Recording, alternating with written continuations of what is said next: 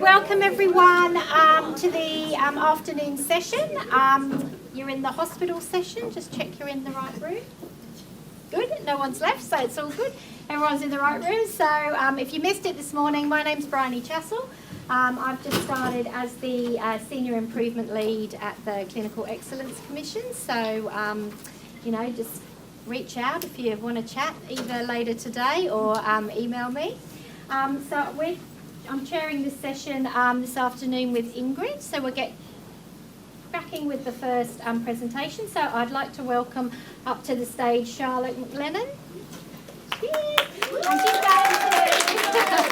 she's going to talk to us about the barriers and the facilitators to supported implementation of multi-component falls prevention intervention in hospital.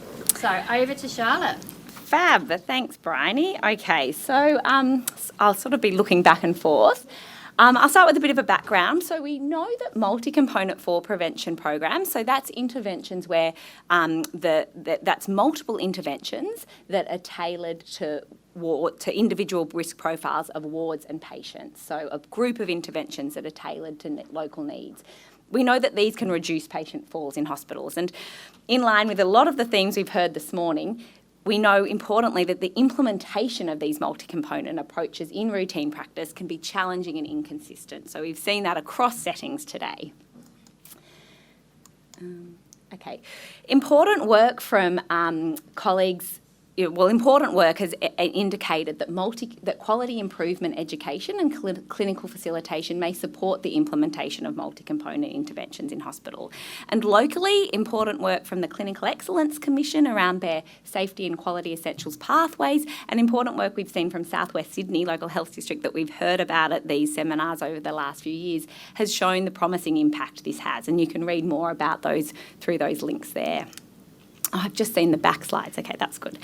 So, inspired by this, we undertook a feasibility study to look at supported implementation of tailored multi-component fall prevention interventions in hospitals. So this involved wards nominating a local team on their ward to lead implementation of multi-component fall prevention programs that were informed by their local data on their ward.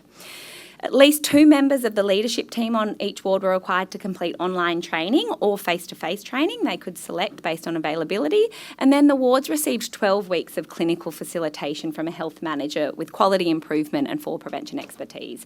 And this looked like a once-weekly on-ward meeting, a weekly email with suggested actions, and then the team's ability to be able to contact that facilitator as needs.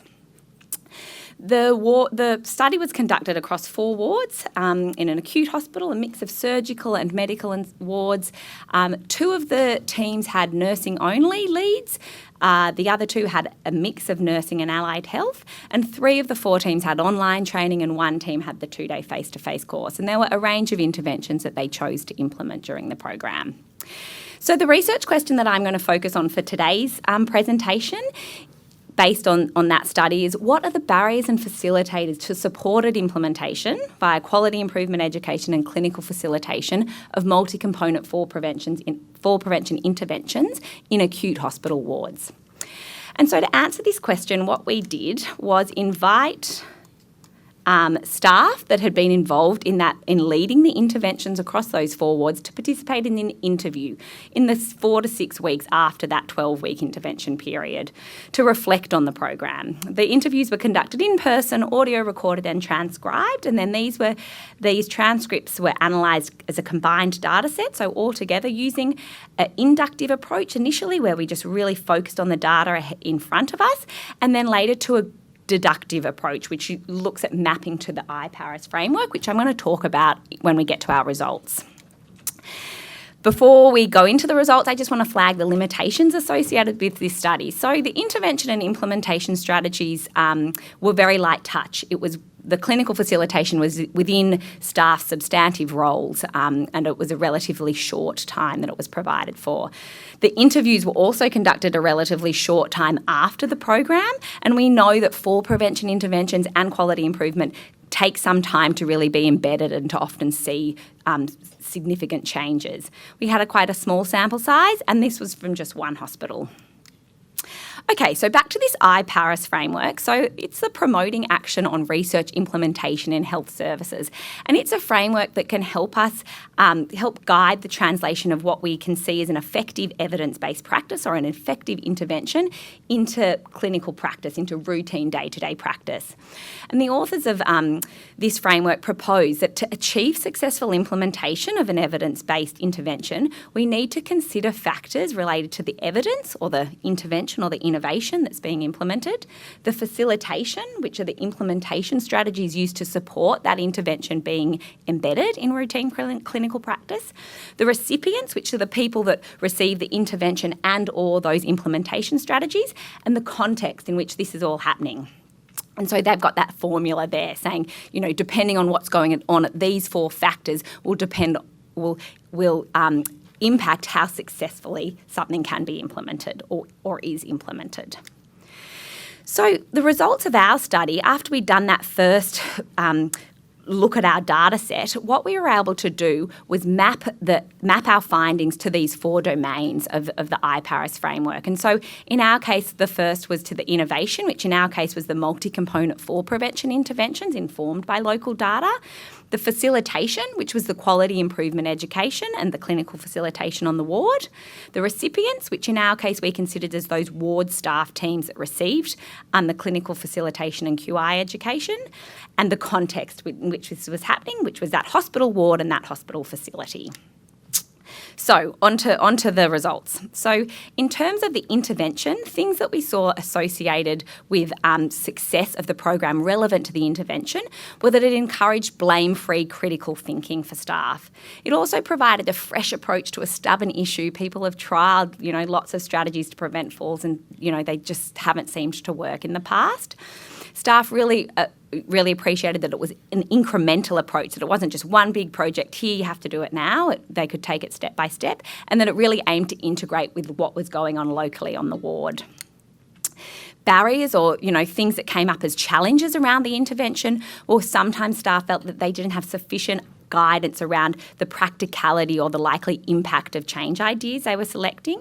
They found it harder to be motivated if the intervention seemed to be slow moving and they didn't see early wins from it.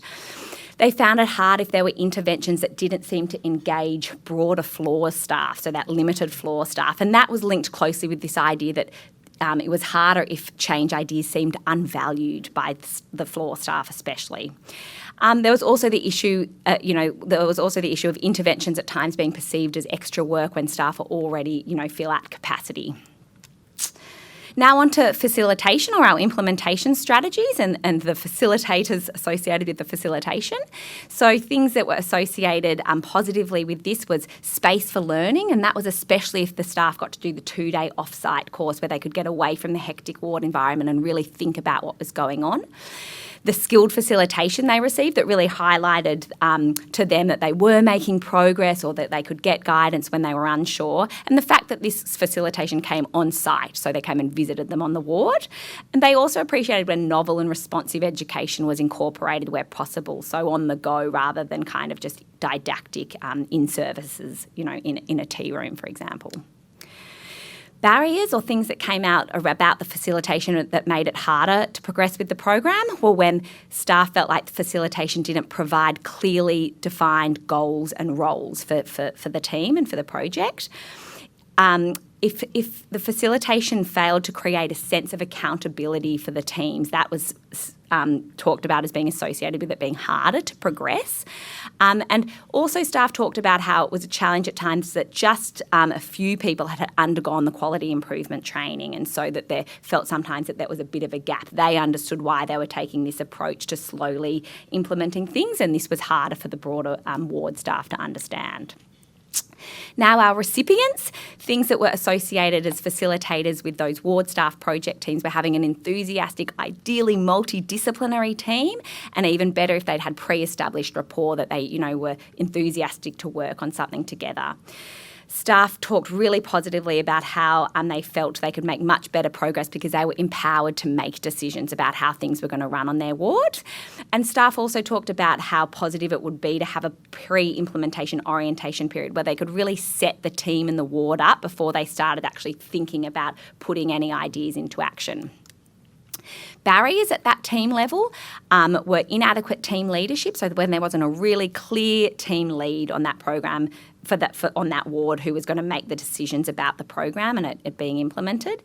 Juggling the clinical versus non-clinical responsibilities and that constant pull to kind of help on the floor, especially when things are busy, and just the capacity of the team. So how many people were actually in that team that were helping implement and lead the interventions on the ward. Okay, now onto our context. So this is the hospital ward and facility. So dependable leadership, and this was both leaders like the NUMs, but also opinion leaders such as, consultant doctors on the wards. If they were supportive, that was, associated with more success for the program. Effective communication across various disciplines and teams. Executive recognition about the project. And when QI was valued as a process in that setting, it was associated with more success, as that's what staff told us. So barriers are barriers we see come up in implementing any kind of interventions in hospital settings generally, which is competing priorities and the opportunity costs that come along with those, staggered work schedules, so rotating rosters, weekend staff, allied health rotating around wards frequently, and then staffing challenges that come up, short-staffed, skill mix, and burnout came up. So, I'd like to end with this image of what we have developed based on the findings from these studies today, of what we feel successful implementation of multi-component hospital fall prevention interventions may look like. And so this image considers tackling the barriers and really leveraging the facilitators I've talked about today in terms of those four domains of the IPARA, so the intervention, the recipients, the facilitation and the context. And importantly, it recognises that these components are interdependent and interconnected, and you might have picked up on that in, when I talked. Sometimes it was hard to say, is this actually associated with recipients or is it more of a context issue? So if we consider addressing barriers and facilitators such as these when we're looking at implementing programs to reduce falls in hospital, and when we consider tailoring and constant local adaptation to local needs, we may be able to enhance the impact of quality improvement education and clinical facilitation to effectively implement hospital fall prevention programs. So finally, I'd like to acknowledge the participants and their managers in this study, South West Sydney Local Health District staff that we've consulted, my PhD supervisors and the co-investigators on this study. Thank you.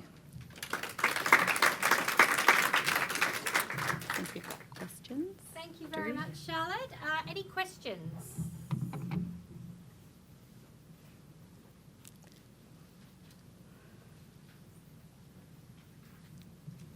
Too easy. No?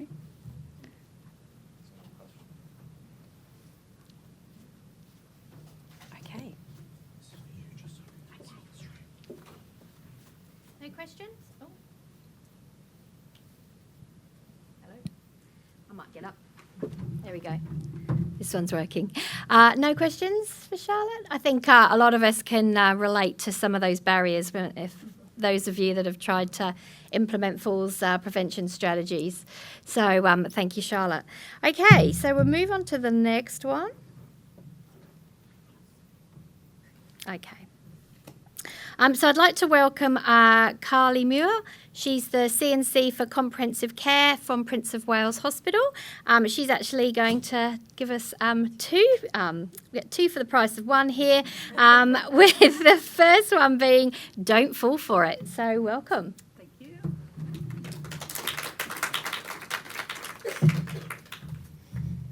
All right. Unfortunately, you get me twice. So I'm Karlee. I'm the CNC of Comprehensive Care at Prince of Wales Hospital. And I just want to acknowledge my Director of Nursing, Karen Takuri, who is the executive sponsor for this quite large project that we've been working on. There we are. So first of all, just a little intro about Prince of Wales. It's a major tertiary teaching hospital and referral centre. We have a bed base of 450 and 41 inpatient wards. So our case for change, we had an increase in hospital-based falls and harm from falls from 2021 to 2024. And how we knew that, we did a comprehensive retrospective review of harm score 1 and 2s and went through those falls reports. These are the themes that came out of that.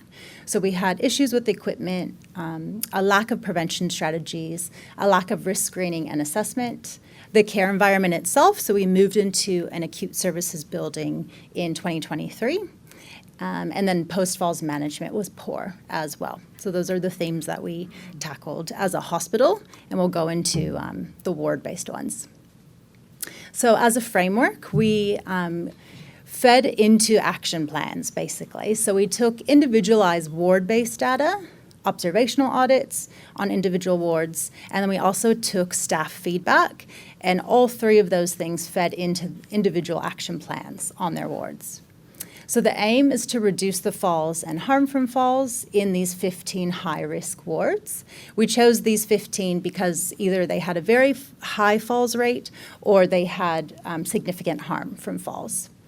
And another goal was also to improve the patient's safe experience in hospital.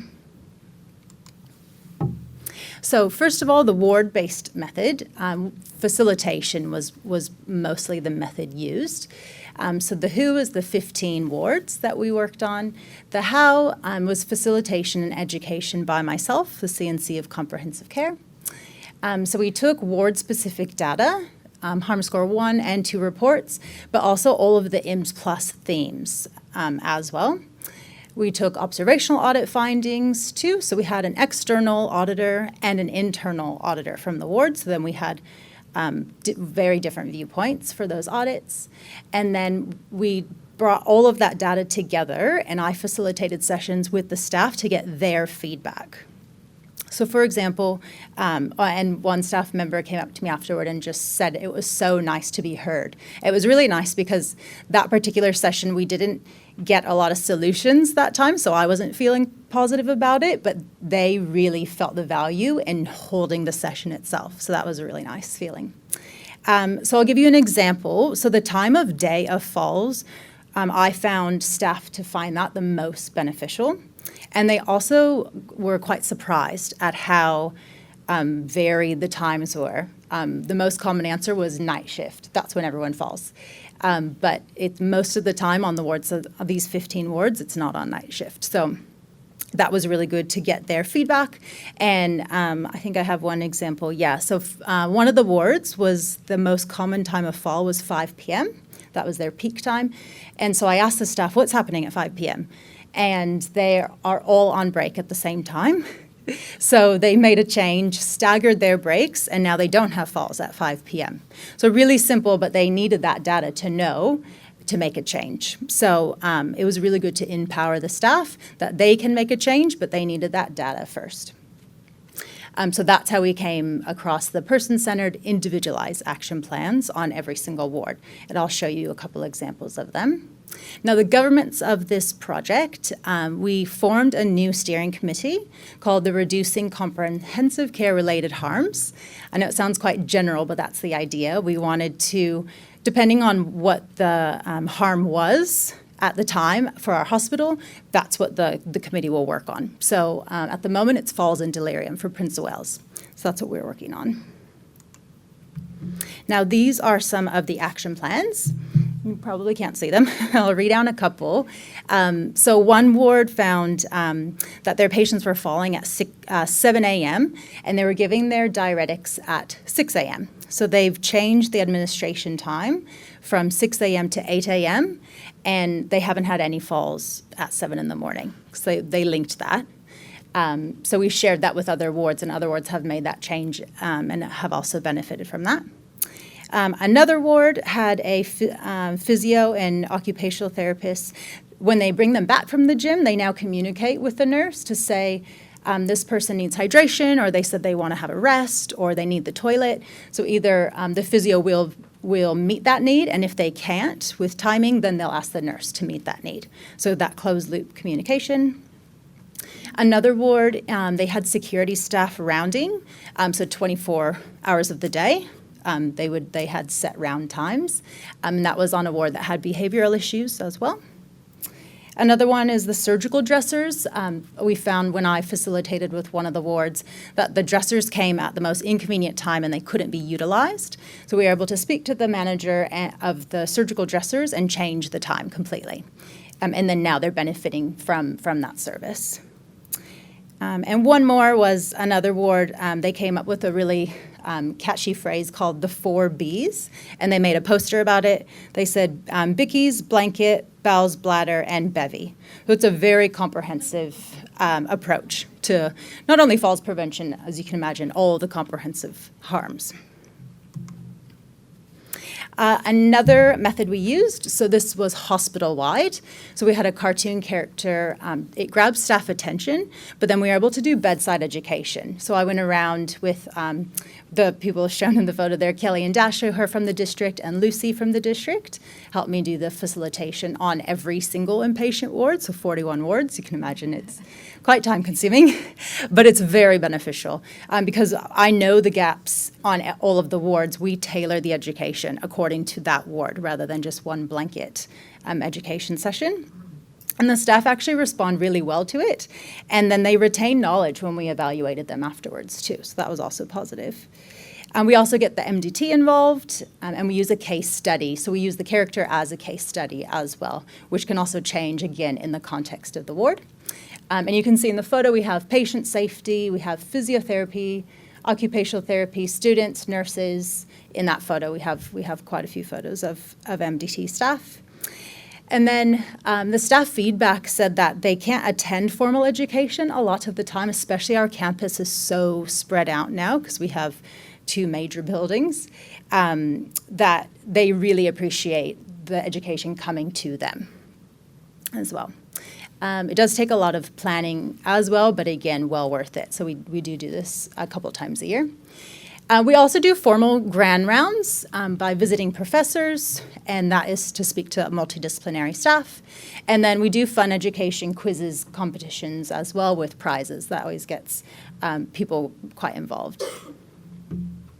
So what are the results of all of this? We've had practice changes made by the staff. We've had an increase in MDT representation at post-falls huddles, for example, on one of the wards that worked on that.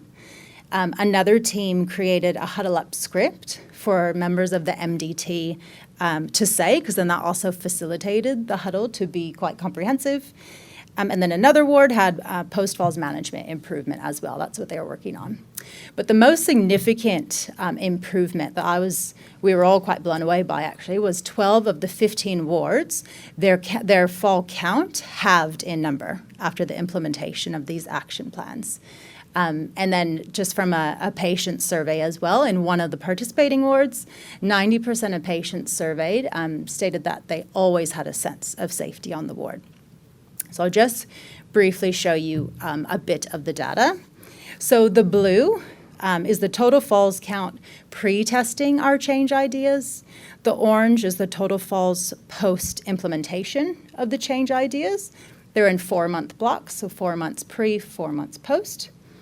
And then the green is the average fall count for the program. So Prince Wales is divided into programs.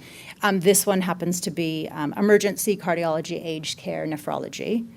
So you can see quite a bit of reduction, but quite a few that were cut in half in total. And then you can see that we had similar results in the neurosciences team, the community assessment unit, and the surgical team as well. And you can see the one on the bottom, the community assessment unit. The NUM there made a dashboard falls profile just in an Excel spreadsheet, and he identified falls risk factors for their own unit. And he's been able to monitor, he knows exactly the falls risk of a patient that walks in the door now, based off of his dashboard that he created. Now, this is the reduction in harm from falls. So this is the rate per 10,000 episodes of care. And again, so this is all of Prince Wales, the harm. We still had a reduction in rate, pre and post. So we learned a lot doing it. Most importantly, that we previously did top-down methods for falls prevention, and that wasn't successful. more on a hospital-wide level, whereas these person-centered contextualized action plans at a ward level were the most beneficial.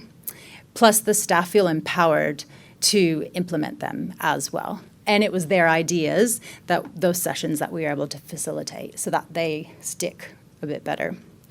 Also, I learned the importance of executive sponsorship and reinforcing sponsors as well, just to keep everyone on track, especially with that steering committee. And then involving the MDT and patient safety officers as well, and clinical governance, to have everyone kind of tackling it from every angle. Again, ward staff are the experts in their own context. They have the answers. We just need to ask them for the answers. My role as a CNC of comprehensive care, my coaching did keep the momentum, sustainability, and accountability. So I know that role isn't across everywhere, but anyone involved in falls can do that facilitation role. The last one, so timeline and accountability of milestones as well. So these teams actually presented their action plans to the steering committee, and that kept accountability, kept them on track, but then they also learned from each other because they were all invited to that every steering committee. It's every month. So they were able to hear, oh, that worked on that ward, let's trial this. And so that's how the ideas can be shared. And then again, so it is scalable, this methods that we're using, and can be expanded to other hospital-acquired complications. We're starting that with delirium, actually, coming up. So for future plans and sustainability, that's what we always want. We want it to keep going as well as it is. So we have a clinical leads program, which is what I'm going to talk about next. And that is nurses that are on the wards trained as experts in falls and delirium, is the one that I run, but that will be next. The next one is to empower the staff to know their data and know that they can change it as well. And then this committee, the Reducing Comprehensive Care Related Harms Steering Committee, it's a bit of a mouthful. The awards still present at them, so it's not just a one-off presentation. They're on their second round now. They present what went well, what didn't go well, what do they need to change as well. And so, like I said, we're going to use this same framework to hopefully reduce our delirium. And that is, don't fall for it.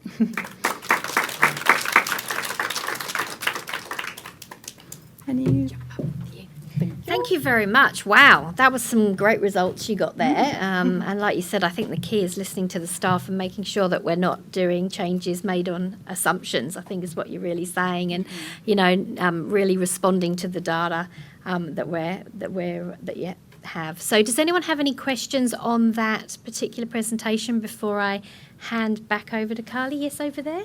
One about the audits that you did. Yes. External and internal. What were they looking at on the floor? Yes, excellent question. So we had the same template for every single ward, just so that it would be consistent. We had, I have to remember it now since it was about a year ago. But we looked at, so each individual room, the clutter involved, kind of identifying falls risks, I suppose, on the ward. So the ward as itself, the actual rooms, what the patients are doing. So is everyone in bed? Is everyone out and about in bed? Who's around? Like what activity, what noise. Yeah, I can share it with you if you'd like. We looked quite comprehensively. It was an hour. It had to be a minimum of an hour, 2 different times, 2 different days as well, were the specifications. Okay, thank you. Any other questions before we move on? Yep. Sorry, I haven't lost it. Well done. I was exhausted watching it. So Just the, yeah, thank you. a quick question, IMS Plus, and apologies to those who aren't New South Wales Health. Any tips and tricks around sharing and getting the right peak times besides just getting the manager to log in and looking over their shoulder? It's sometimes a bit of a difficult system to navigate. So if you've got any tips and tricks, please share. Yes. For it depends on the data that you want. For time of day, a fall, I actually find it better to go to quality informatics in PowerChart on EMR, and you can drill it down to your hospital-wide or your ward, and that's how it's the last 365 days. So if you do want a time frame, you do have to have IMS access, but I find that the most useful anyway, and quick, and anyone can access that one at least on PowerChart. Okay, right, we might move on to the next presentation. So, Karlee, stay where you are, and we're going to go into falls and cognitive impairment team. Over to you. Thank you. All right, thank you. Anyone that walked in, I'm Karlee, the CNC of Comprehensive Care. And before I start, I really want to acknowledge the team at the bottom, because even though I'm the lead facilitator of this, none of this project would be possible without every single one of those names at the bottom. So Erin is our exec sponsor, but then Ruth Smoother is the lead for all of, so there's 8 domains in the clinical leads program. I've just run one of them, but Ruth runs all of them. And then our facilitators as well, the experts. So we have Lucy, Kelly, Andrew, Chris, Dasha, Emily, Annika, Haley, Kylie, and Leanne as well. So there's a mix of CNC, CNEs, patient safety officers as well in that team. So our case for change, so just to give you a brief overview of what clinical leads is. So it's a hospital-wide program. It was developed in 2019, but due to COVID, got put on hold, as you can imagine quite a few things did. It got revamped in 2024, and again in 2025, you'll see. So there's 8 high-risk domains. For sake of time, I won't go into them, but I'm happy to answer them at the end if you'd like. But for Prince of Wales, our highest hospital-acquired complications are falls and delirium. So we decided to combine those two those two harms, because they're so interrelated. We entitled it, just to be a catchy title, Falls and Cognitive Impairment Team. So FACIT is what I'm referring to. It's combining those harms. So you can see at the bottom we have our quality safety culture framework. Our clinical lead sits within our quality processes. So you can see we have our safety huddles, our quality and safety boards, our audits of practice, our safety attitudes questionnaire, and real-time patient experience, and our clinical leads program. So it sits within our processes as a hospital. So a little bit about FACIT. So we have 56 clinical leads, and these are self-nominated nurses at the moment. They're on 25 wards in this one, and then 6 expert facilitators. The goal is to have patient-centered and comprehensive approach to reducing harm, and in particular falls and delirium. We want to build the capability and capacity of these clinical leads. So these are the nurses that nominated themselves. They have an interest in falls and delirium. And we wanted these nurses to really understand the risk of falls and delirium, but then also the mitigation strategies to then be able to share that with their ward.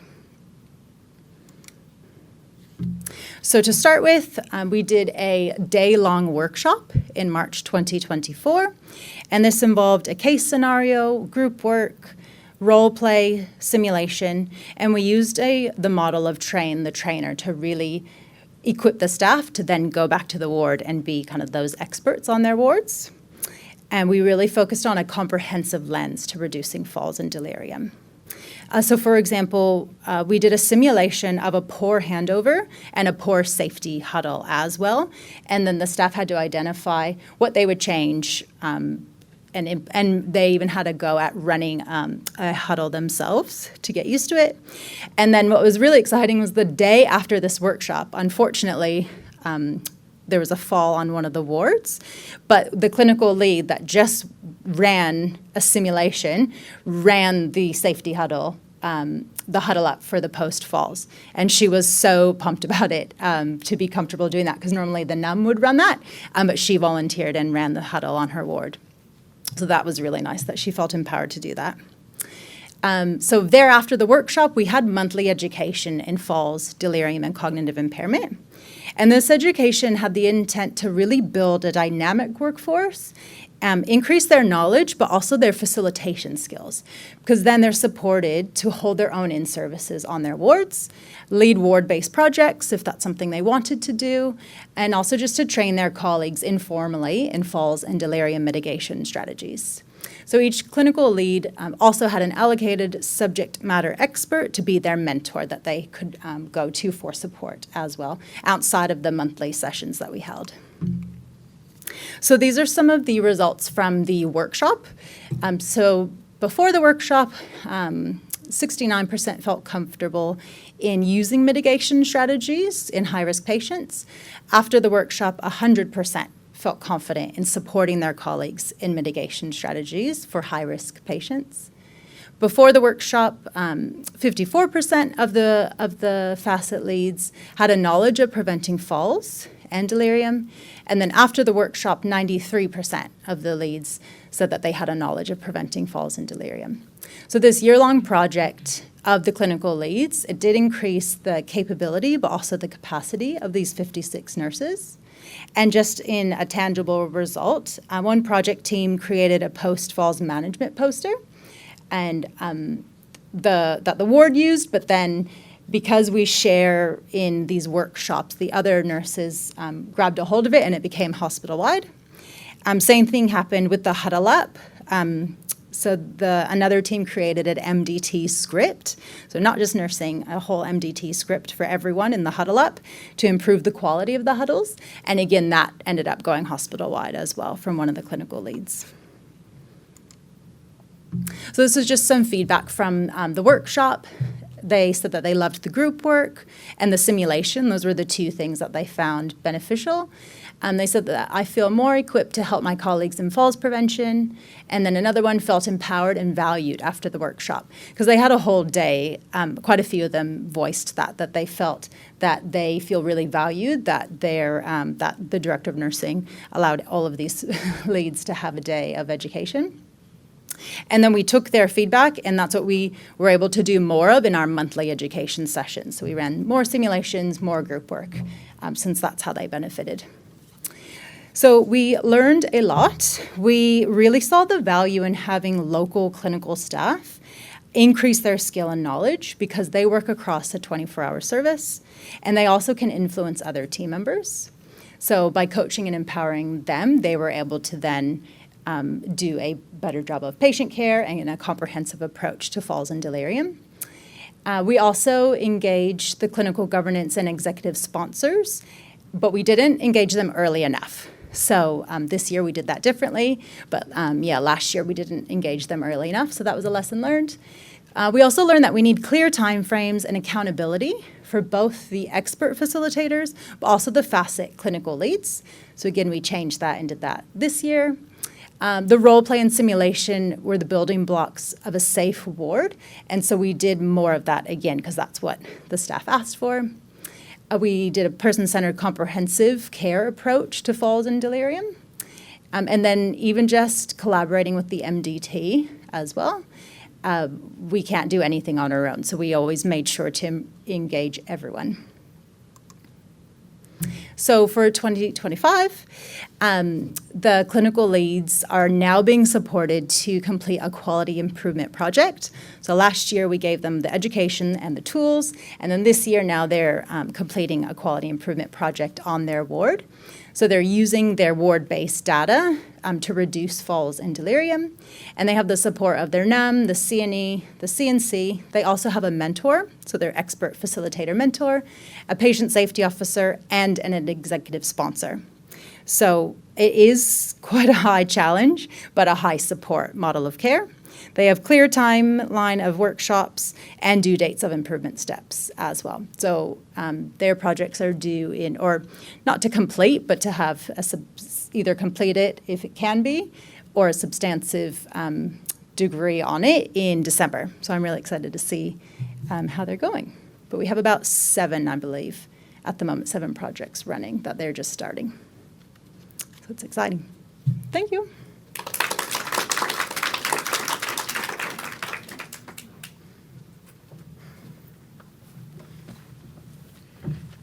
Thanks, Karlee. That was great. Does anyone have any questions for Karlee? No? Great. Sorry. Oh, yeah, go Charlotte. That amazing work, Karlee. The teams now with their quality improvement that they're leading, are they receiving the teams that are now leading the next 7 quality improvement projects, are they receiving any specific quality improvement or improvement science training, and what style is that? Yes, great question. They are. So we have 4 workshops in the year. The very first workshop is a very simplified improvement science of how to run a quality improvement project and all the aspects of that. So they are, quite a few of the facilitators have done AIM, ADEPT, or some sort of improvement science as well, but we are running it like that. Yeah.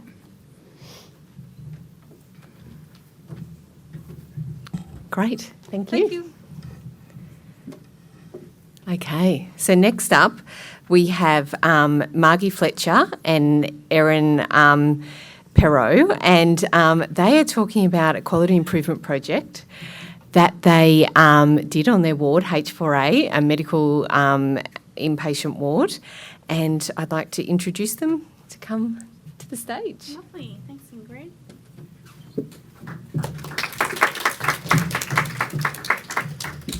It's really lovely being here. I listened online last year, so it's nice to be able to be here. Well done. Great work. I don't know how we're going to beat your performance.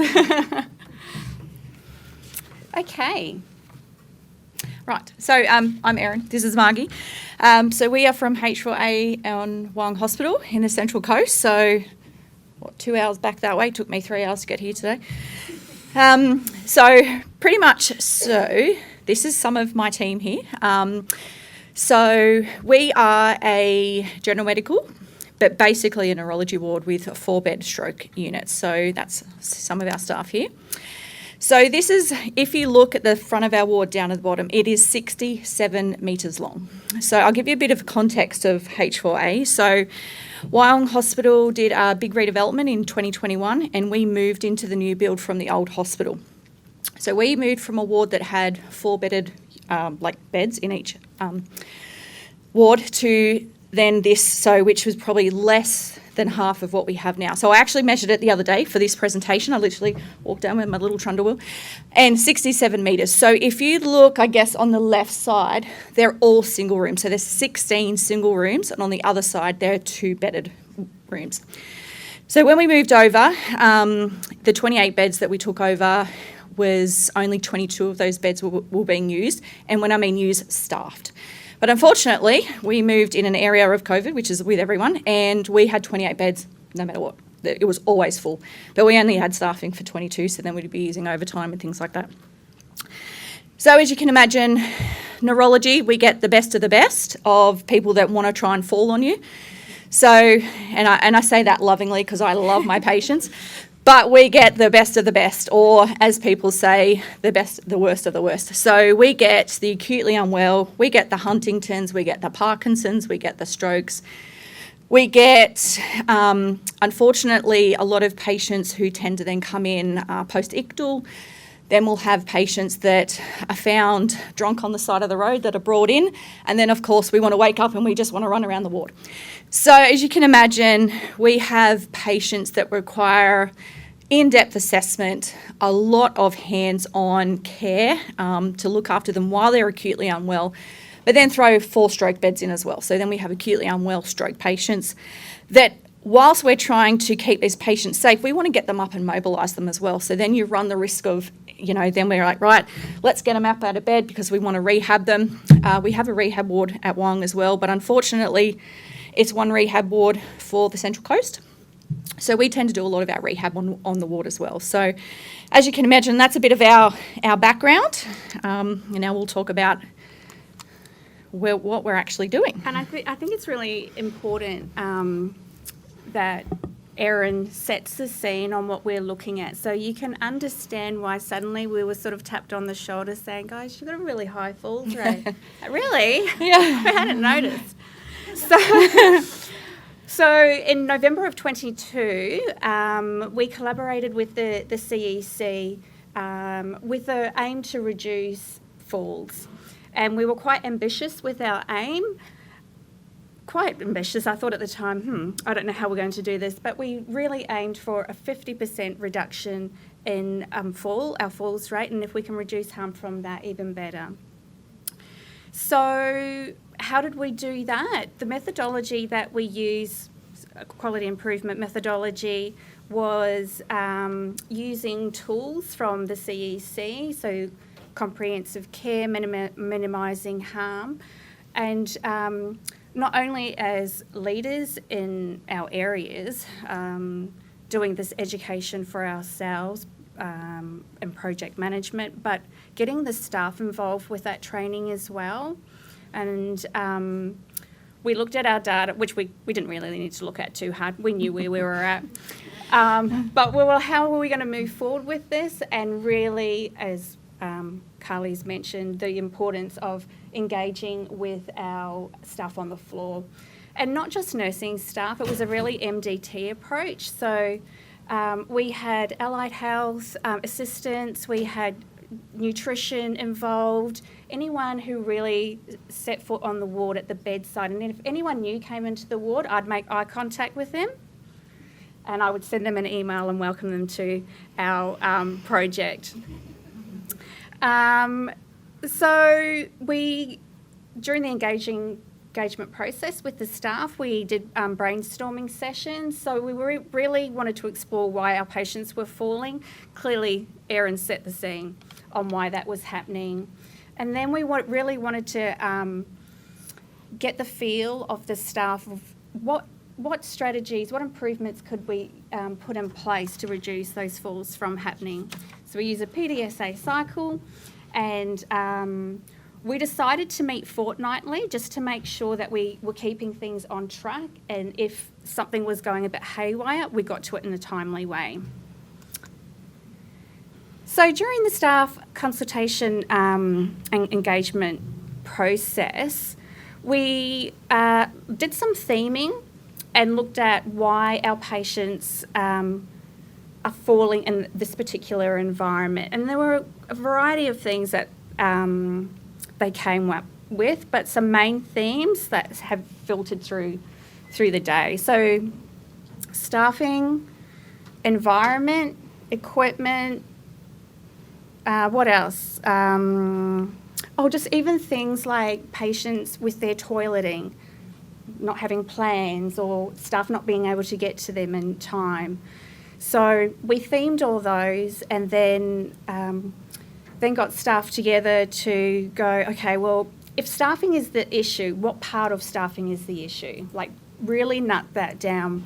And we realised that, so it's interesting, we talked about timing of falls before. We had a lot of falls around 6 a.m.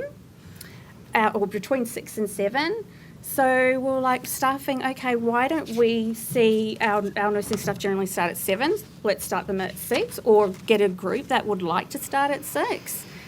At the same time, we invited PSAs, so that's a patient support assistant person, to also start at that time. So now you've got 2 extra hands on deck. When we moved over, as Erin said, we had 22 beds, and the model of care for the nursing team was based on that, but then we increased to 28 beds. So another staffing issue was okay, let's look at our model of care, as you can imagine from that corridor with 2 teams. I'll be down in 10 minutes. Okay, so as I mentioned, we use the PDSA cycle, and that was a great way to trial and test things. And I won't go too much into that because I don't want to take up time with this, but I think it's a great visual to see how your project is progressing and working towards potential change ideas and potentially good outcomes. So that's just a driver diagram.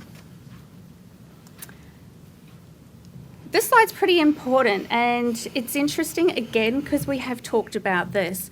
We talked about, okay, if we want to do all these things, what are our priorities? So we're going to have some quick wins, and then we're going to have some things that are going to be a lot harder and take us more time to achieve. So when we asked the staff to vote on what they thought was a priority, you can see there that 30 votes came through, was team allocations was really high. But interestingly, at the time, or the number at the time, they didn't think that that was a priority. And I think that's a real big lesson for us to learn, is to listen to the staff on the floor who are actually there with them. They often know better than what we do. So we did go back, we looked at that, we listened to them, and actually we changed from a nursing team of 2 to 3. And that made a massive difference, not just to patients falling, but just to the well-being of the staff, which is a really great outcome there. So one of the things I've already talked about, which is a 6 o'clock start, that was a quick win for us. We had staff put their hands up pretty quickly, you know, that would suit their lifestyle quite well. One that took us a long time, and if we didn't have the support of our operational nurse manager and general manager, we wouldn't have been able to achieve this, because this required finance and negotiation and things like that, and that was the dedicated PSA on the ward. And I think when we're doing our projects, like, to be honest with you, initially this was going to be a 6-month project. 2 years later, here we are. It's something that you can't stop. It's something that you continuously need to build on. And I think it may seem really hard, but if you get the right people behind you and supporting you, you can achieve some really good things in that space. So there's other wards now within the hospital that are like, we want to have that as well.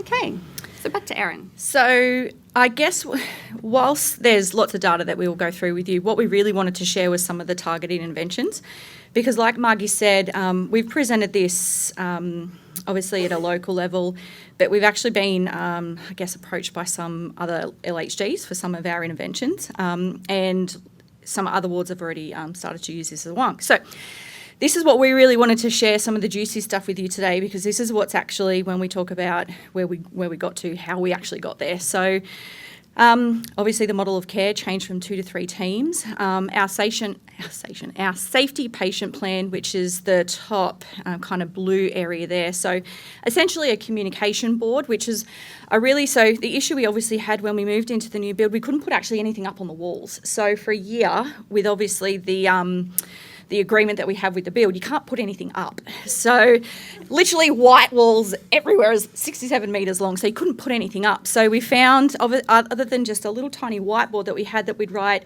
you know, Don Smith, Doctor Who, you know, that kind of stuff. That's all we had. So we had no way of really communicating at the bedside between patients, families, and vice versa. So this was developed. It started off as an A3 piece of paper that got laminated, so then we could write on it with texts, and it's now turned into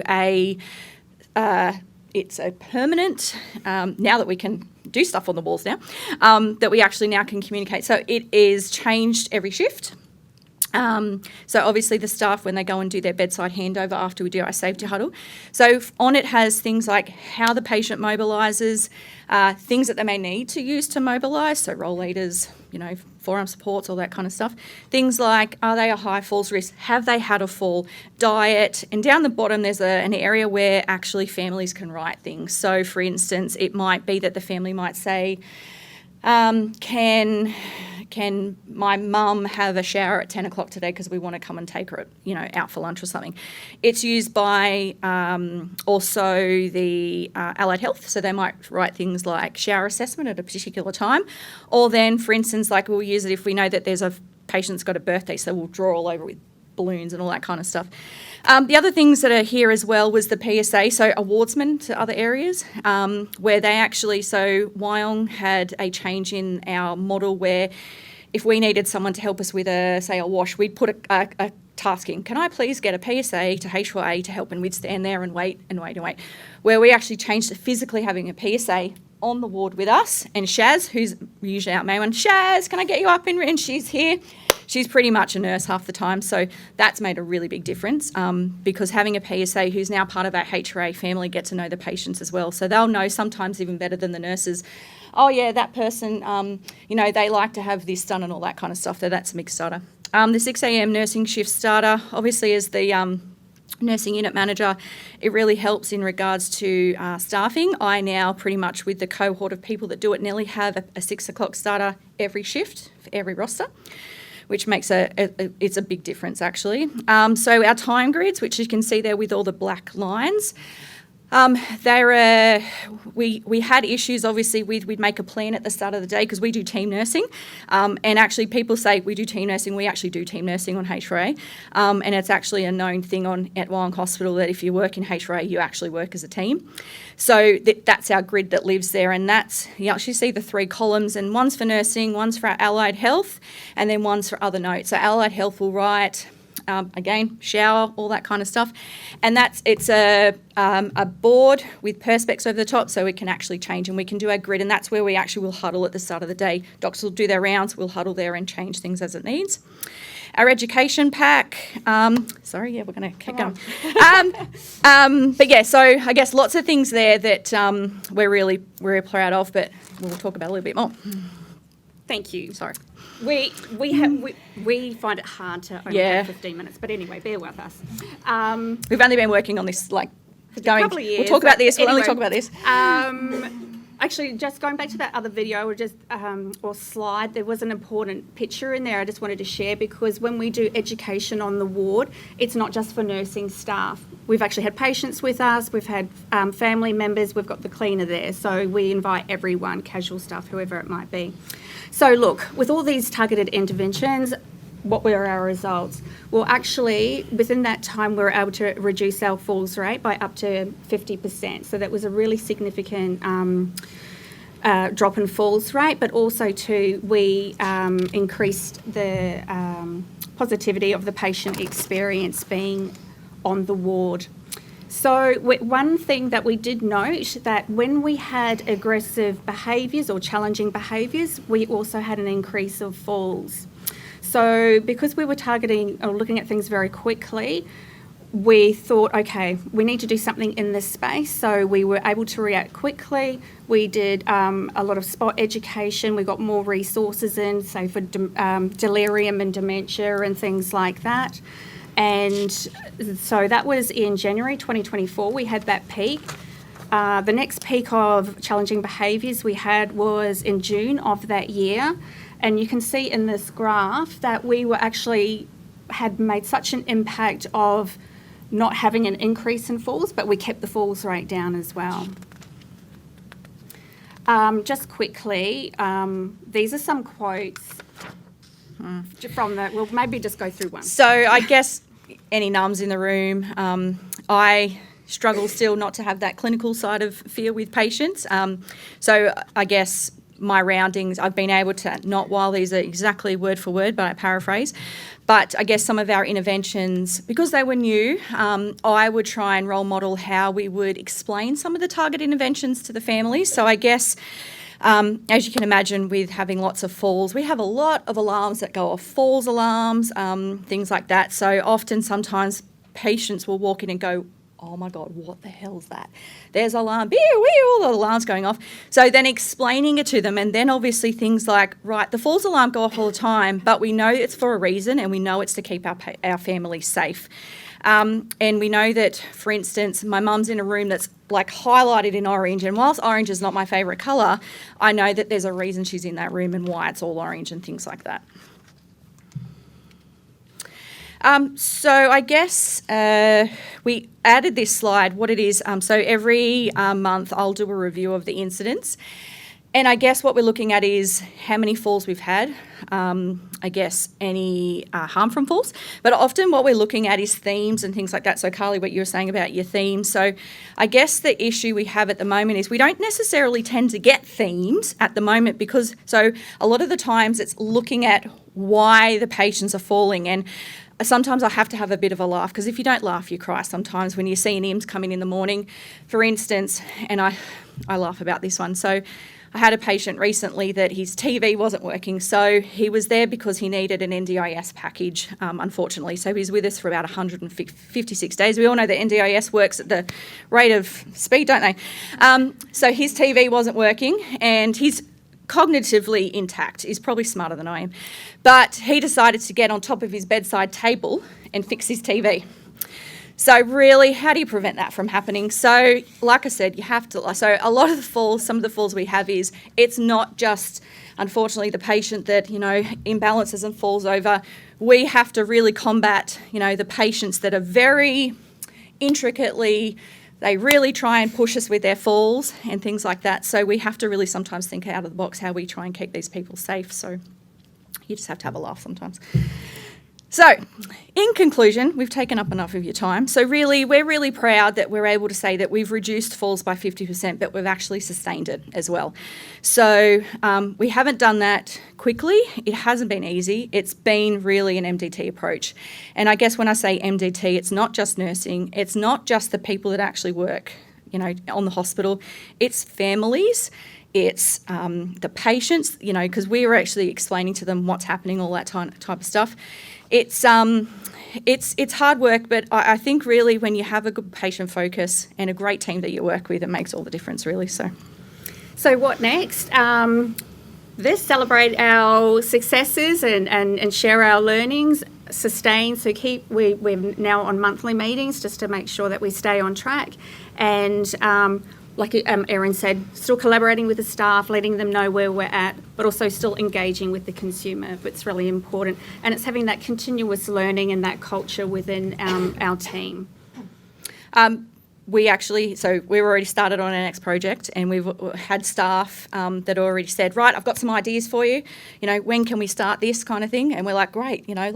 Literally, we get in trouble sometimes because we're always rushing too much to do anything. And we're also going, in our next project will be around that cognitive impairment and that relationship with falls as well. So here's some photos of our amazing team. Thank you so much for listening to us. But just 2 secs. So I guess what we just wanted to share really quickly, I'm really sorry, is we were actually attendees here last year, and we actually left here going, oh my God, we were so inspired by what people were presenting here that we actually wanted to share.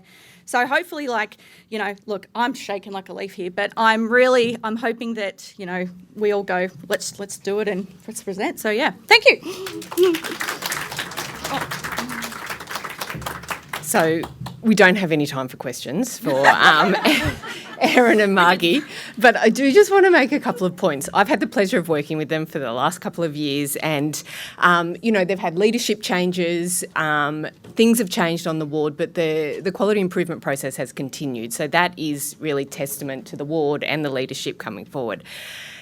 I think there's some themes in some of the presentations that we've heard today that I'm imagining people just want to go and grab and go implement in your ward.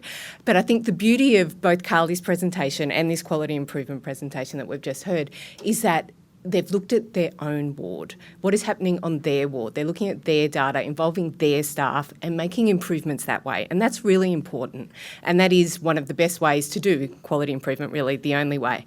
And I love that Margie and Erin, when they were talking about it, they brought up some of the barriers that Charlotte presented on around, getting quick wins and making that progress quickly. And that is also the beauty of quality improvements. You identify change ideas, you work out what can happen quickly, what will take a bit of time, like the PSA, the 6 a.m. start, and you work on those at the same time.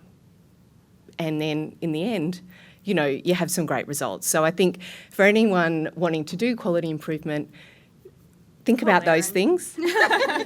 But also it takes time. You're not going to make significant improvements in 6 months. It takes time. And that's for executives to know as well. So thank you, ladies. Thank you very much. Thank you. Okay, our next presentation is from Wendy Tilden and Gus, oh gosh, I'm so sorry, Gacayan, is that, please, Shereen, oh, I've got the wrong person down here, sorry. And they're going to talk about the Transforming Falls Prevention with a Digital FRAMP, a collaborative innovation partnership between Sydney Local Health District and Southwestern Sydney Local Health District. Welcome. Thank you. So thanks everybody, and yeah, we agree all of the themes coming through and it coming from that ground up swell and change. However, what we're going to talk about is our project, which is actually over 2 very big LHD. So my name is Wendy Tilden and I'm the Falls Coordinator for Sydney Local Health District. And I'm Shereen Gacayan. I'm the Safety Culture Coordinator for Southwest. Unfortunately, Raj Gujras, who is our Falls Prevention Coordinator for the district for Southwest, is unfortunately not here. And he's also the co-lead of this initiative alongside Wendy. So just to give everybody a bit of perspective about our districts, we range from the dental hospital, which is opposite Central Station, through to about Canterbury Hospital, that's Sydney Local Health District, then Bankstown Hospital, right through to Barrel. So we're a big district, or not a big district, but it's a big district to cover when we're looking at two districts. We share an EMR, and the reason that we share our EMR is from once we used to be one big district. So what we had to do was really work together when we wanted to change how we looked at our falls, and how we did change how we look at our falls is to do our digital FRAMP, because we have been on paper. So just if you see up here, it is very much a multidisciplinary approach, but also at different levels throughout each of our organisations, doing it together and crossing paths. And we couldn't have done it with all of this input. So we did actually range from, as you see here, our digital health teams, governance, change managers and our implementation working group. And that doesn't even talk about our sponsors as well that came in from each direction. Thanks, Shereen. So why did we really want to do this change? Well, both of our districts, we'd been on the original paper FRAMP. It hadn't been changed, it hadn't been updated. So we really found that we did need an update. And we'd also found that people were putting in our EMR power notes. So not only did we have the paper forms, but we had all different variety of these power forms going through. We also had recommendations from our harm score 1 and 2 that really showed up that inconsistency of communication and having those mitigation factors for our falls, or even identifying, what happened with these falls and why we had problems doing with. And then probably one of the biggest drivers from a global perspective is that the CC white paper had come out, the new falls guidelines, and of course the draft Australian guidelines, which hopefully will come out at the end of the year, told us that we really needed to change how we looked at risk assessing our falls. So not only when we have our change from our paper FRAMP to our EMR, at the same time we decided not to use a risk screening score in both of our districts. So now we have removed that and onto our FRAMP. Thank you. Our practice, so what we had found, and I know this is not uncommon practice, if you see on the left-hand side, this is what happens when a patient comes to the ward and we have our falls assessment. When you can see the AAA, we actually, throughout this project, removed 37 questions regarding falls and cognition out of that AAA, and with all of those 5 sections that we've gone along, we've condensed it down to about 2. And we gathered our staff feedback, as you can see on the right as well.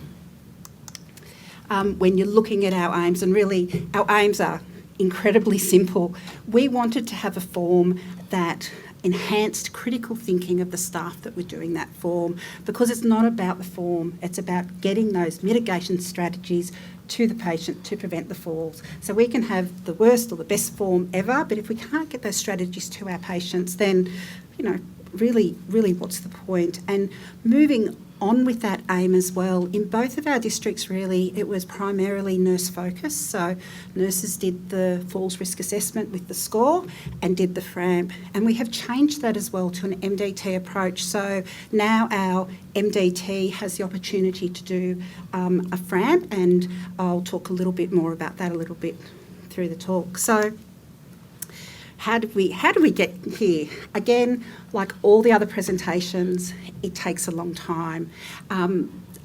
Probably in 2022, Western Sydney LHD shared an electronic FRAMP that they had made. And so we popped it over to our digital health and put it on the list, could you please do it? And okay, waiting, resources waiting. And then suddenly in early 2024, we got word that it got to the top of the list and probably will be the last thing that will be done before we switch over to Epic. So they did this word for word, did it for us, and we put it out to our clinicians, and our clinicians said, "Oh, love the form, this is fantastic, but it's 9 pages and it's far too long." So we went back to the drawing board because we actually thought it was going to be done and dusted and released 2024, April, no problem. Well, that didn't quite happen. So after broad consultation with all disciplines, back and forth, thank you, and redesigning from both of our districts, we actually had 80 clinicians involved, plus quite a large implementation team as well. And within these, testing, we used a scenario-based, to test the validity of the form that we did have, but also to pick out what actually works and what didn't work within that form. And the clinicians were medical, nursing and allied health as well. So it was also to look at the workflow of how this form actually would work, because even though it was the same as the paper form in ideas and philosophy and the way that we risk assess, it looked very different, plus it's on the EMR. And so I will hand over to Shereen, and Thanks, she's Wendy. going to give us a demo. Thanks, Wendy. So we would just want to show you like a quick sneak peek of what a FRAMP in Sydney and Southwest looks like. So you may know that the paper FRAMP usually has about 6 to 8 components, but with our FRAMP on EMR, you can see that we've got 4 components. So we've got history of falls, cognition and mental status, toileting and mobility, and care planning and review. For instance, in this scenario, we're looking at, say, we completed an admission, the patient had fallen in the last 12 months, and let's say they have a medical condition that contributes to a fall. And let's say they don't have any balance or gait issues. So you can see there that text box underneath, it's activated, which means that the clinician has to provide further information about the history of falls for that patient. The questions as well, if you notice, they're quite simplified and kind of like really straightforward. And the good thing about that is that we actually design the questions with our clinicians. With the cognition and mental status, we have the ability as well, or the clinicians have the ability to complete the 480 or cognitive screening right there and then within the FRAMP. So if they click yes to that 480, the 480 form will appear, and the clinician won't have to step out of the FRAMP to complete that form. So it's right there, and it's done. When the 480 is completed, just underneath that 480 box, it will show the latest 480 score if it's been previously done during admission. We've also integrated a lot of like reference guides for teaching point for both staff and patients as well. So anything with an I text, which means there's a reference guide, and these are accessible, and these are from trusted sources like CEC, ACI, which means that, we're actually using at evidence-based resources to, to provide our staff for support at the point of care, and at the same time providing this to our families and patients to help them, kind of like have a better understanding of the falls risk factor of the patients and their loved ones, and also how to manage, the reduction of falls or the falls risk factors. And the last question here on the final review is very critical, whether the patient is at risk of falling or not. So if it's a yes, it's kind of like pretty much replaces the falls risk assessment scoring. And this is carried on to the patient summary. So then instead of looking at falls scoring, say 10 or 12, it becomes a falls risk yes or no, which immediately actually flags the risk of falling of the patient to the MDT. Which means that, we're not relying solely on, complex numbers, but we can look at it's a risk and we can actually action immediately. Another beauty of the FRAMP in EMR is that it's accessibility across the EMR ecosystem. So once the FRAMP is completed, we can see it on the form browser, continuous doc, even on the clinical notes. So it's all there. Let's have a look at the completed FRAMPs here. So let's, the first one was completed on admission, so noting its admission, and noting that on the medical history there we put that patient has hypertension. And now let's look at the next one. 1st of May, the 931. We can see there that's been completed on post-fall. And as you can see, the information that was initially put in during admission was carried through automatically once the FRAMP was relaunched for reassessment, such as post-fall, change of condition, or even like ward transfer. This means that the clinician doesn't have to start from scratch. The information is there. Instead, the clinician will have to review all the information that was previously uploaded, and they will just have to update it as required, meaning that, eventually the FRAMP will be the source of truth for the false risk factor of the patient, and therefore it also promotes consistency of care and remove or avoid duplication of information. So with FRAMP, we went live for both districts, Sydney and Sydney Local Health and Southwest on the 11th of March at 11 o'clock. And along with this, we also activated both our falls prevention and management procedure. We had a very successful engagement and awareness through roadshows across both districts, memos that was sent through from our executive leadership teams, CGU as well. And we had also the countdown banner on the internet just to kind of prep the stuff that it's really coming. We had a few training and education sessions prior to go live, mixed methods such as face-to-face webinar sessions, and a lot of information and resources that we provided to clinicians to make sure that they're really ready to take on to this rollout. So we even have a My Health Learning training module for them that's easily accessible. So what are our clinicians telling us? We really have a really great positive response from them. They really love it. It's very comprehensive. And like what Wendy said earlier, previously it was very nursing focused. We do the FRA, we do the FRAMP, but then this time once that it's in EMR, everyone can actually complete the FRAMP. So clinicians actually acknowledge that it fosters the collaboration between MDT teams. They like that the form is clear and useful, and they also like that it doesn't, when they relaunch the FRAMP, the information that was previously there is not lost, and then they just have to update, update it accordingly. I'll hand over back to Wendy. Oh, you can keep on Yeah, control. that's okay. So I fine. know that one question that everybody is thinking is, so did we miss the falls risk scoring? And when I speak about we, our clinicians, and this is obviously across our broad LHDs. And so far in our feedback, we have had not one question about why we're not scoring, not one. Our clinicians have been incredibly, it's like we had never had the scoring system ever in. And so what that has improved is our handover, our communication, our way of speaking about people. And I can't remember, I think it was in one of the talks there about othering. There are 9, there are 6, there are 3. We don't have that. We don't hear the numbers. And that was something that we, as a huge big implementation group, we were really concerned about because it was so embedded in our culture for so long. So that's something that we were, one of the really lovely surprises and outcomes. We did put work into not having a score, and of course all of our education just flowed through there. So that was something that was really surprising and exciting. So, but wait, we do have a little bit more to tell you. So not only do we have the FRAMP, in our districts we do have a comprehensive care plan in our EMR. Sydney has had one for quite a period of time. It has been quite basic. So at the same time that we're doing the FRAMP work, we're doing an uplift of our comprehensive care plan. And what that allowed us to do was actually promote a continuity of care, because our FRAMP now automatically feeds into our comprehensive care plan.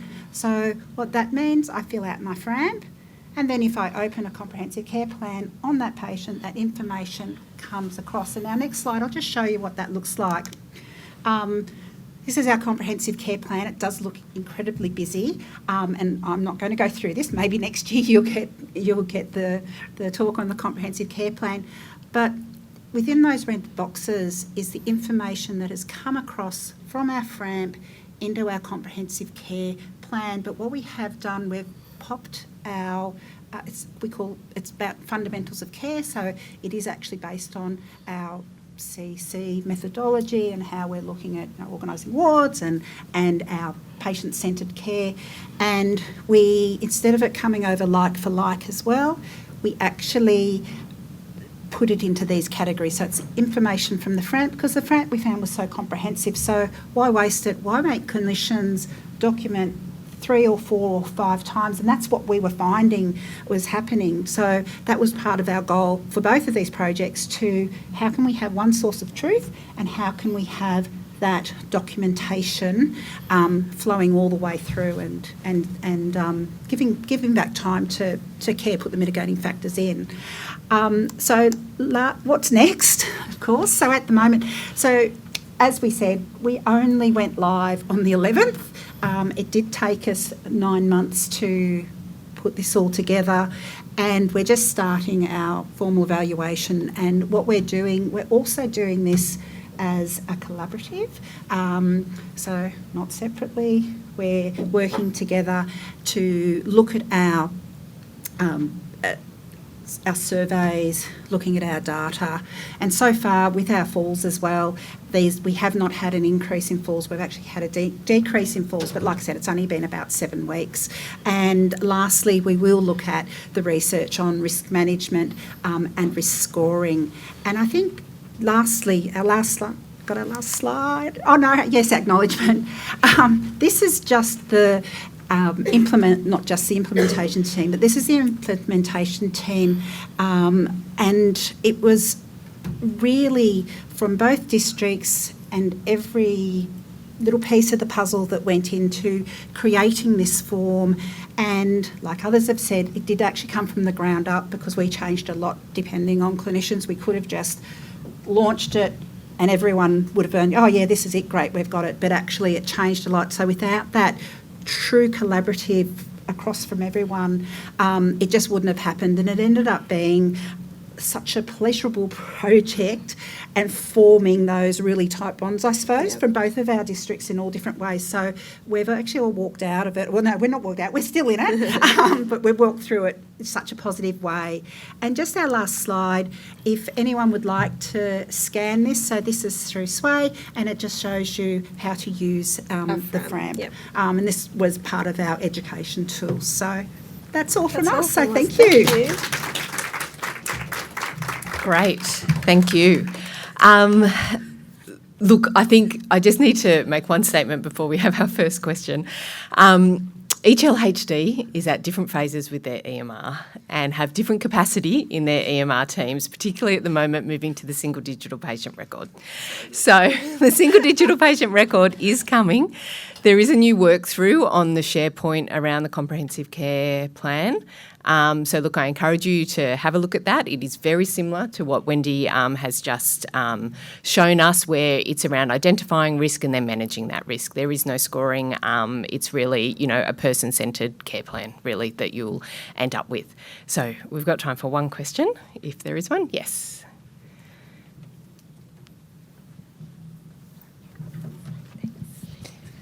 Thank you, Wendy and Shereen, for outlining that so clearly for everyone. I don't have a question, it's just a comment and some feedback that I thought you might like to know.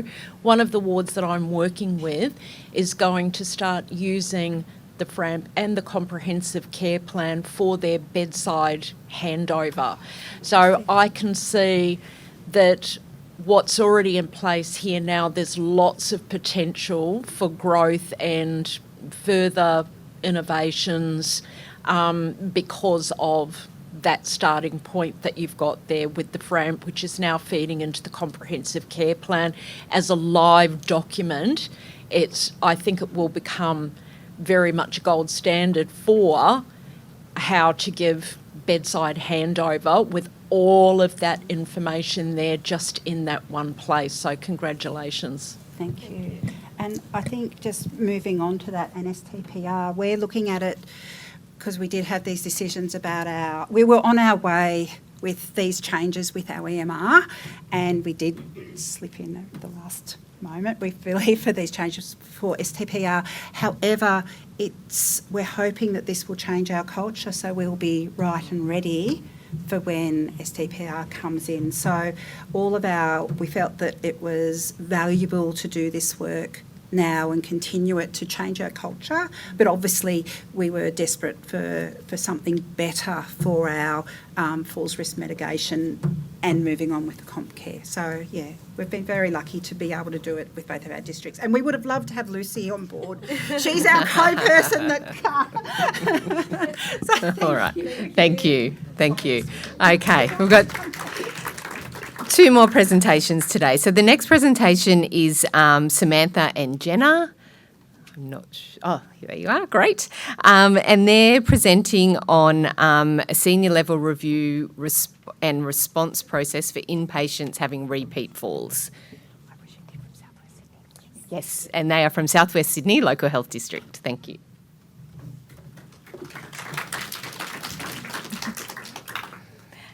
Good afternoon, everybody. My name's Sam. I'm the Nurse Unit Manager from D11, which is the Acute Aged Care Ward at Campbelltown Hospital. And this is Jeena. Jeena is our Clinical Nurse Educator on the Acute Aged Care Ward.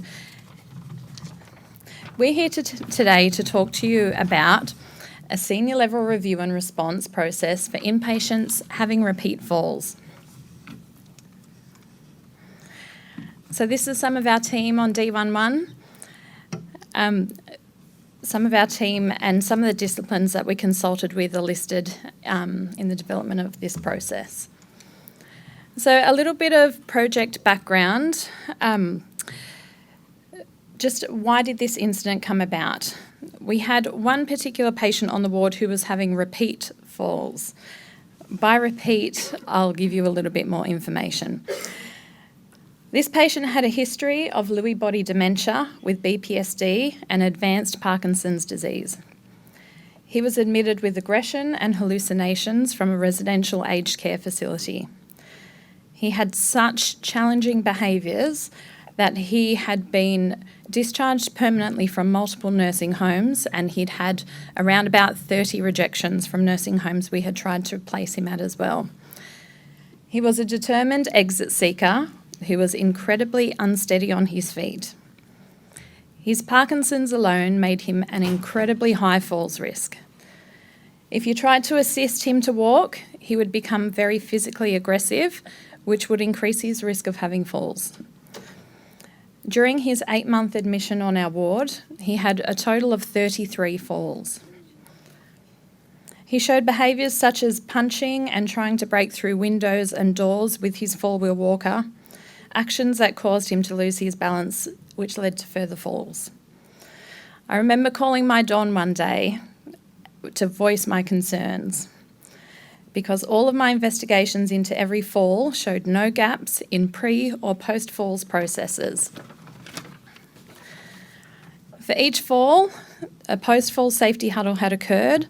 However, we were coming up with the same strategies each time, and we were unable to determine any new strategies to implement to try and prevent further falls. But we were determined to try and prevent serious harm coming to this gentleman. This conversation and our concerns voiced led to the development of the Senior Safety Huddle, which involved external senior clinicians from our ward to review current strategies with us and to determine new strategies that could be implemented to help. So the Senior Safety Huddle for Falls, looking at the framework, first of all, we reviewed current processes such as pre and post falls, contributing factors to the fall such as medications, mobility, gait, compliance, incontinence.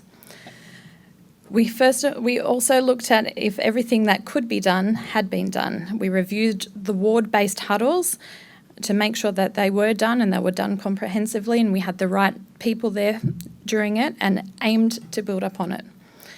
It looked at the effectiveness of strategies already implemented to the ward huddle and reviewed their suitability and effectiveness. We looked at new strategies to implement to try and prevent further falls or injuries from falls.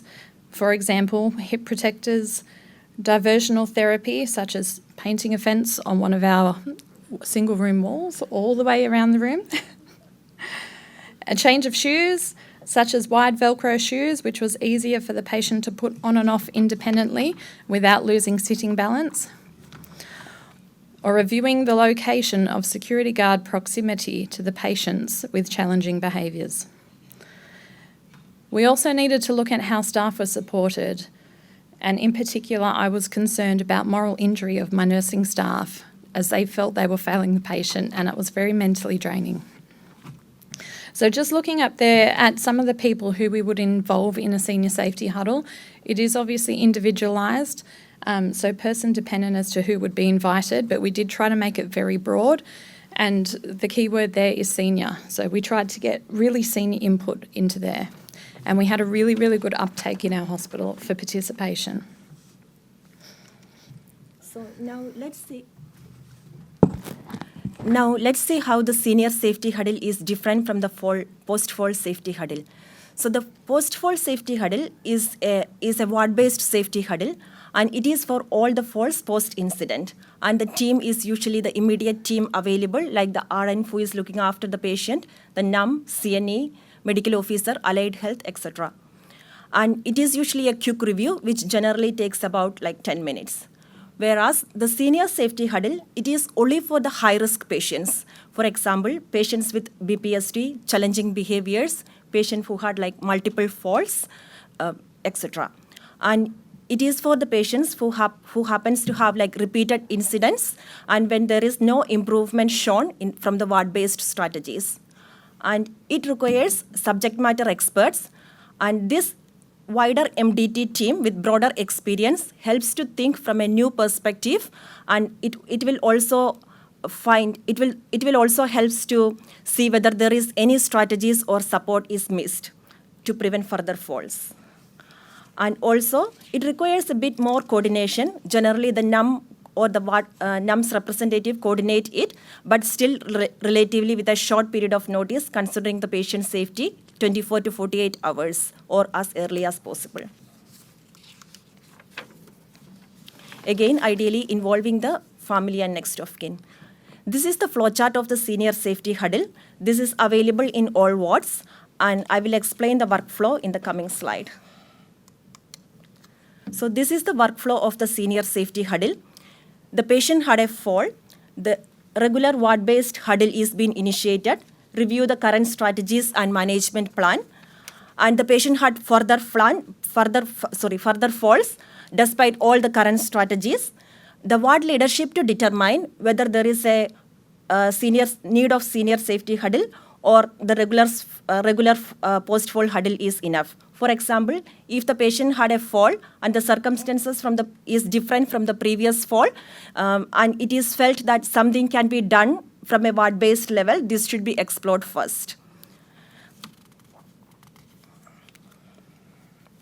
And the ward leadership, usually the NUM, coordinates the subject matter experts, and the huddle is being done within 24 to 48 hours as possible, and ideally at the bedside of the patient or through the MS teams. And the outcome is documented in an EMR template.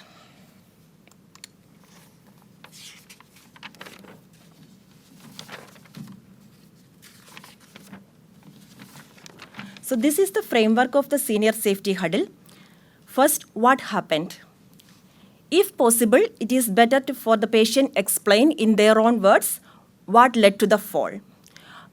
Unfortunately, in our patient's condition, this was not possible.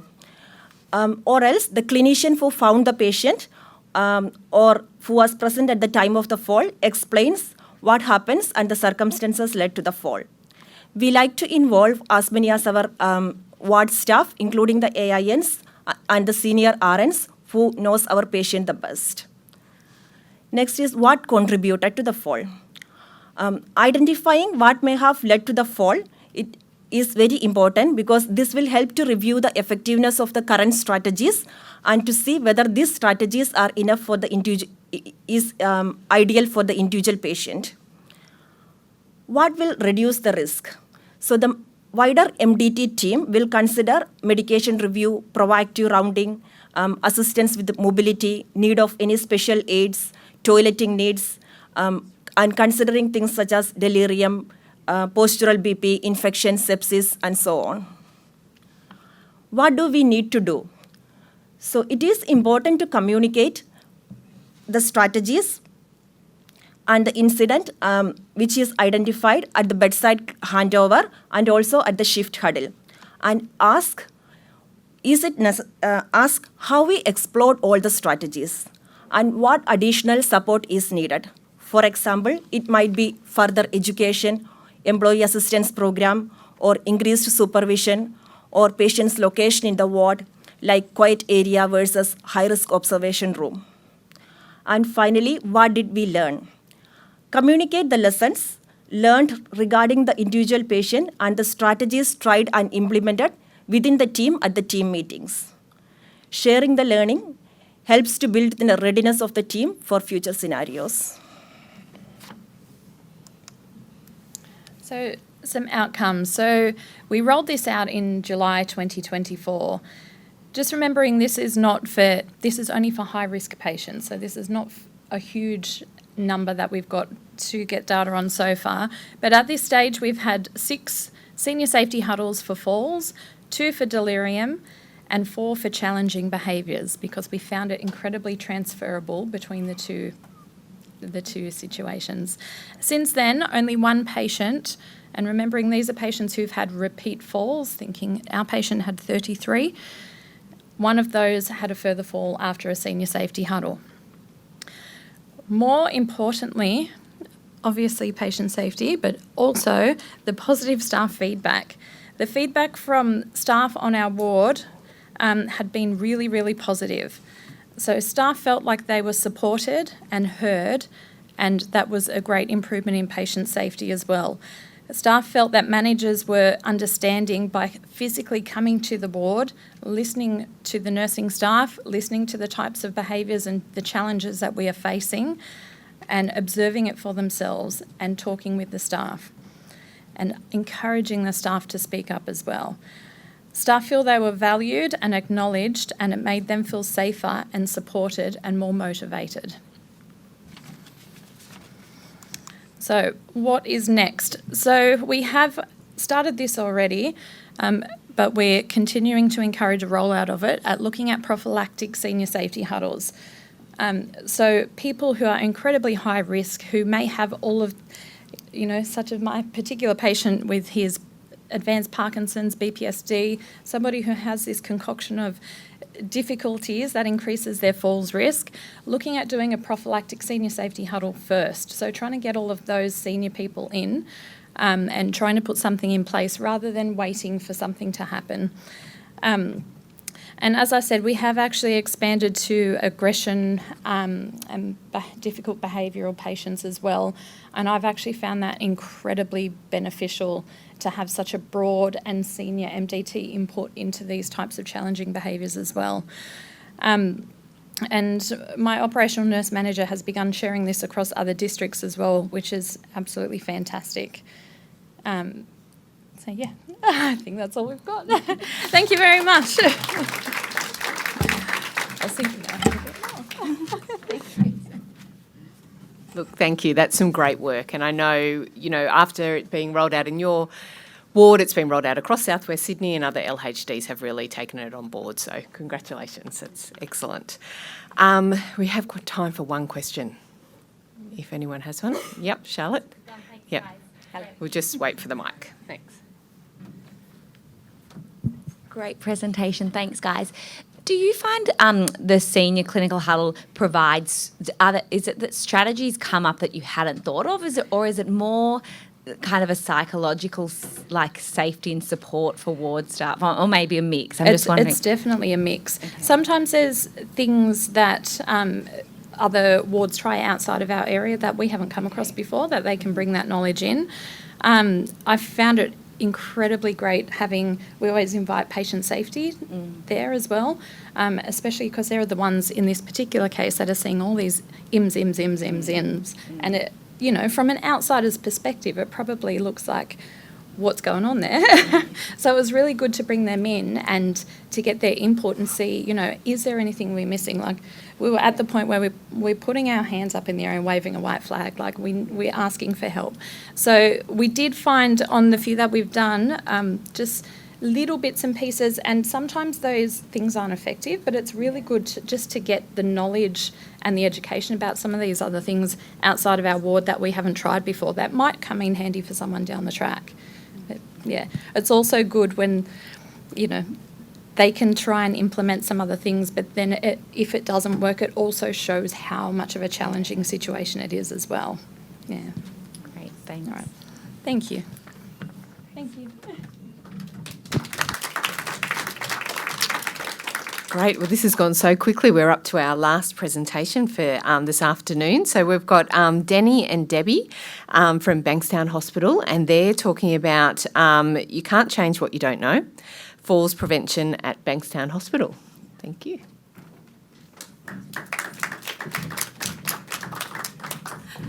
Hi everyone, my name's Dani and I'm the Patient Safety Manager at Bankstown Hospital. And I'm Debbie, I'm the Clinical Nurse Educator on a Medical Surgical Ward.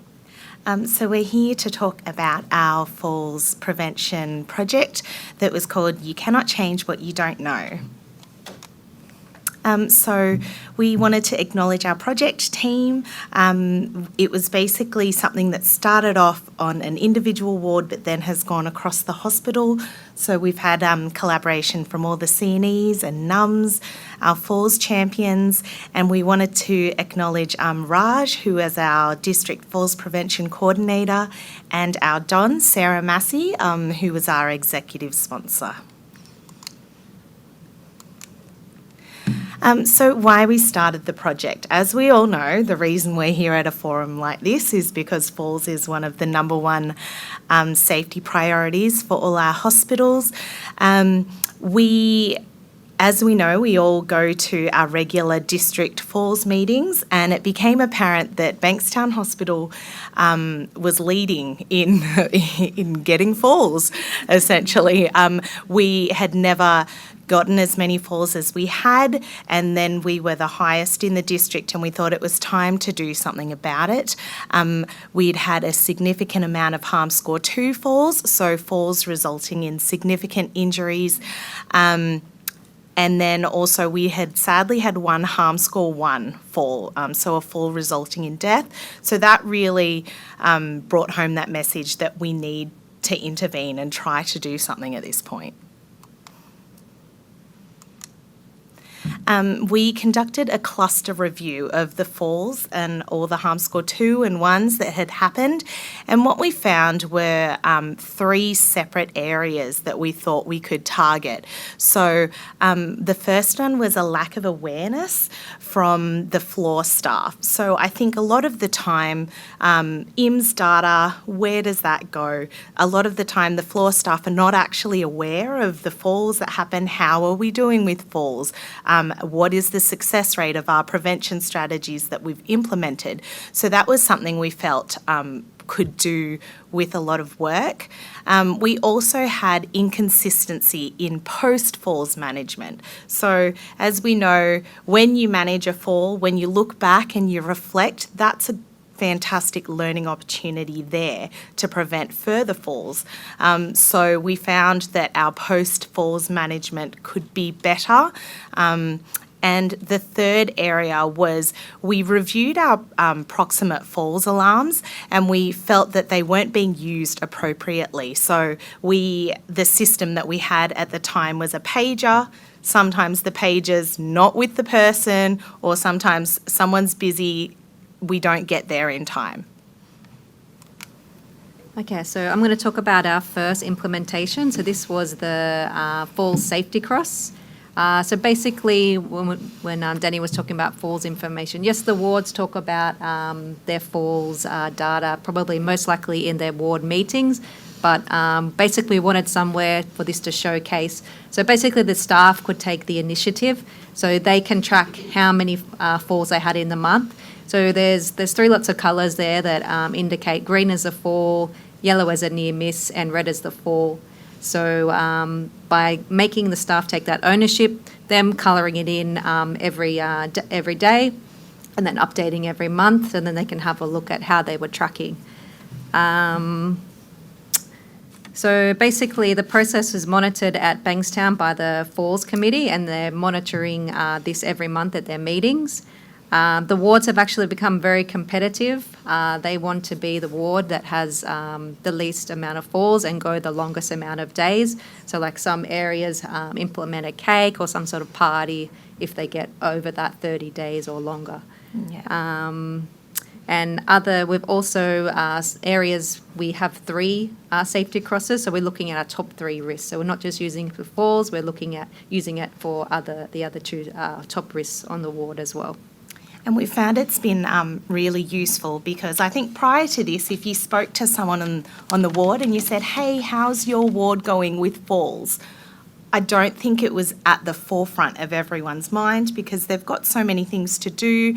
They can't check in on the IMS data all the time. So I think now they all know, oh, we're doing really great for this month. We had a fall on that day and that was where it happened, but we've been good since then. So I think it's been really great to see the staff awareness really improve. And also recently we had, so like Debbie said, it's become quite competitive. And recently I think we had a celebration for a ward, the orthopaedic ward, who went 95 days without a fall. Mm-hmm. So that was really impressive. We're aiming for the 100, but we're not quite there yet. Yeah. We'll get there. So the second initiative was the introduction of a standardised checklist to manage falls incidents. So basically it's a simple checklist that the NUM or the educators refer to when they're managing the falls in their IMS. So this was an aim, like Dani said, to be more consistent about the information that we're gathering and just to see if there's any emerging themes and making sure that we're compliant with policy. So the checklist is done and then it must get attached into the IMS, and then obviously the IMS is reviewed by Dani, a patient safety officer, when she finalises it. Yeah, and the checklist has been great because I think, as we all know, no system is perfect and neither is IMS. So IMS is solely dependent on the information that's put in by the person managing the IMS or the person reporting at the time. So even if someone is managing the incident, if they weren't there at the time, there are details that they can't possibly answer. So I think this checklist has been a great tool of reflection as well for the person who's filling it out, so they can reflect on their practice. If there were any gaps, did they forget to do that? And it prompts them. And in order to improve the sustainability of these measures, like the safety cross and the post-falls management checklist, it's become something that we talk about at our falls committees. So every month I do an audit for the compliance of the post-falls management checklist and also with the safety crosses. And the executive support from our Don has helped with the compliance because an email goes out just reminding people that they still have outstanding incidents with no management checklist, and our Don really comes in with the executive support to make sure that that gets done.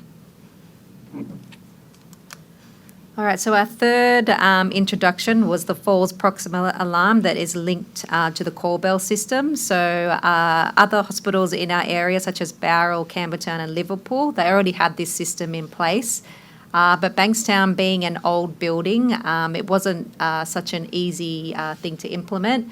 So if you can see all the picture there in the blue circle, we had to install a metal plate so the adapter could sit there. That we had to get the adapter made as well. So the adapter links into the call button system. Staff have really liked this process better than carrying around the pager alarm. Because like Dani said before, some staff carry it, they're in a room, they can't get there, then other people are aware with this system, or otherwise the pagers get lost a lot. People take them home accidentally. So this system, everybody's aware, they can hear this alarm, and they not just the nurse looking after the patient, but other nurses can assist with that patient that's trying to get up. And I think this also feeds in with what someone had mentioned earlier. I think people whose loved ones are staying on the ward, it also gives them a sense of security knowing, like when they see that alarm, they know that if something happens, everyone will be alerted as well. So on to the outcome. obviously, we combined our IMS data from harm score or 1s and 2s. This is the harm score 2 data that you can see here, and all the different points where we implemented. Because it was a multifaceted initiative, we've got our measures implemented at different times, and you can see that there has been a significant reduction. At one point, we had no harm score 2 falls. We are also struggling with a challenge of managing our BPSD patients. So I think, like you've all mentioned, we're going to try and find a way to incorporate that. It's something that we're working on, but like Debbie said, our safety crosses to increase awareness, we find that that's transferable with the top 3 safety priorities of each ward. So as we've learnt from what everyone said here today, each ward needs to be specific in their safety priorities that they're managing, and I think having those crosses specific to each ward's safety priorities will help us in the future. Yes, so that's our leaderboard. We talk about this every month at our Falls committee. And then we also share the results on our team's Falls committee page. So Ward 3C had 95 consecutive days without falls, 2B 60 consecutive days, and 2C 55 consecutive days. So the last 2 wards, 2B is a stroke ward and 2C is our aged care ward as well. So it's good to see the numbers. Yeah. Yep. So our main learning point from our project here, and we've been so lucky to see so much innovation that's gone on today, but at the same time we felt that with this project, I don't think that we were that innovative, but it was about learning from pieces of information that we'd gathered from other facilities, things that have been implemented somewhere else, like the Falls Safety Cross from Campbelltown, the checklist that was from St George, and the proximate alarm like Bowral Hospital has. I think we just took from other places and we implemented multiple things at the same time to make use of what is known before moving on to something more. That's it. Thank you.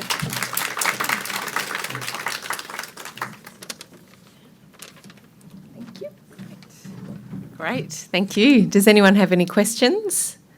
Yes, we do. Excellent. We'll just wait for the mic. Thanks, guys. How does the proximate alarm work? Is it attached to the patient or? So no, so it's like a pad that goes, so if the patient's in the, if the patient's in the bed or the chair, the pad goes under the bottom, so then it's all connected through the alarm system. So as soon as they move, it activates the alarm on the buzzer system outside in the corridor, so everyone can hear. It flashes up in the corridor. Yeah, as a fall. It comes up as where the bed area is, and it says fall, and it's a different alarm noise. Yeah. Okay. Lovely. Thank you. Great. Any other questions? No. Okay. Well, I hope you've been inspired today to move forward with your falls prevention activities in hospitals, and please reach out to the CEC if you'd like any assistance with quality improvement, or reach out to some of the speakers if you want more information. Thanks. And we're now just moving back to the main theatre, and the research update will start in just a couple of minutes. Thank you.